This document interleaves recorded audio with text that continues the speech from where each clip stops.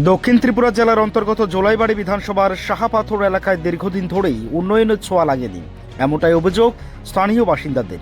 বাম আমল থেকে শুরু করে পরবর্তী শাসনকালেও এলাকার সার্বিক উন্নয়ন কার্যত অধরাই থেকে গেছে বলে মত সাধারণ মানুষের।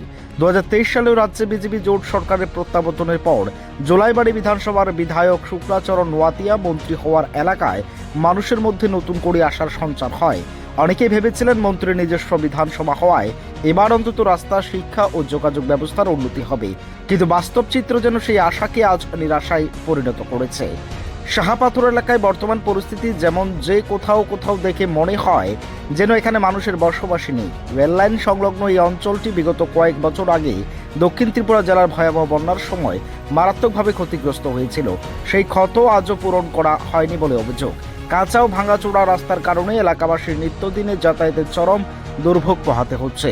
বিশেষ করে এলাকার শিশুদের স্কুলে আসা যাওয়া একটা বড় সমস্যায় পরিণত হয়েছে।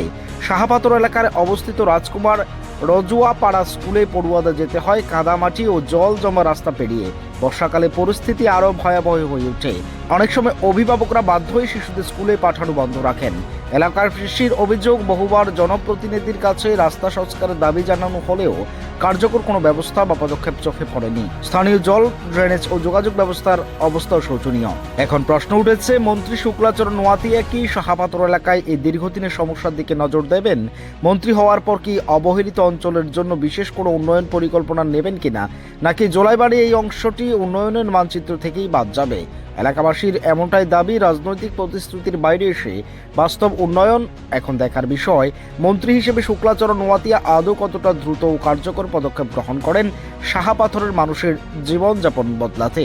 Bureau report, Tripura TV. এই রাস্তাটা অনেক দিনের জন্য মানে গাঁতটা হয়ে রয়েছে। রাস্তা, স্কুলে অনেক স্টুডেন্ট যায়। বর্ষাকালে আপনার রাস্তা দিয়ে স্টুডেন্ট যাইতে কষ্ট হয়।